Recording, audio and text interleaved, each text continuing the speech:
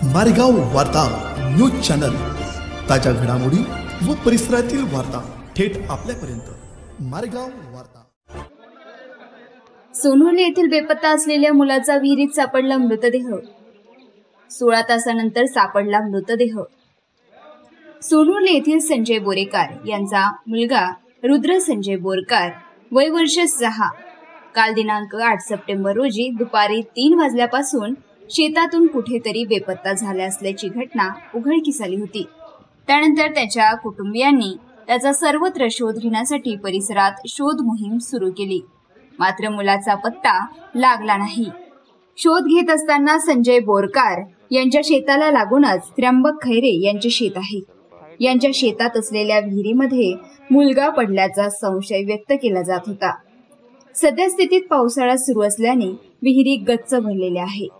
त्या विहिरीमध्ये गावकऱ्यांनी शोध घेतला असता त्यात रुद्र नसल्याचे बोलले जात होते, मात्र संजय खैरे यांना याच विहिरीत रुद्र पडला असल्याचा संशय होता। संपूर्ण परिसरात शोध घेण्यात आला, मात्र रुद्र कुठेही आढळून आला नसल्याने रुद्रचे वडील संजय बोरकर यांनी वडकी पोलीस स्टेशनला माहिती दिली। यावरून वडकी पोलीस स्टेशनचे ठाणेदार सुखदेव बोरखडे तात्काळ घटनास्थळी दाखल झाले व त्यांनीही शोध घेण्यास सुरुवात केली। रात्रभर शोध घेण्यात आला, मात्र कुठेही रुद्र आढळला नसल्याने पुन्हा एकदा रुद्र यांच्या वडिलांनी त्यांच्या शेताच्या बाजूला असलेल्या खैरे यांच्या शेतातील विहिरीत पाहण्यास सांगितले असता आज सोमवार सकाळी वडकी पोलीस स्टेशनचे ठाणेदार सुखदेव बोरखडे यांनी यवतमाळ येथील रेस्क्यू टीमला पाचारण केले व रेस्क्यू टीमने विहिरीमध्ये शोधाशोध सुरू केली। अखेर खैरे यांच्या विहिरीतच रुद्राचा मृतदेह आढळून आला।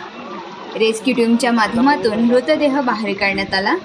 या प्रकरणी वडकी पोलिसांनी घटनास्थळाचा पंचनामा करून मृतदेह शवविच्छेदनाकरिता ग्रामीण रुग्णालय करंजी येथे पाठवण्यात आला असून या घटनेचा पुढील तपास वडकी पोलीस स्टेशनचे ठाणेदार सुखदेव बोरखडे हे करीत आहे। मारेगाव वार्ता, जावेद पठाण, राळेगाव, यवतमाळ।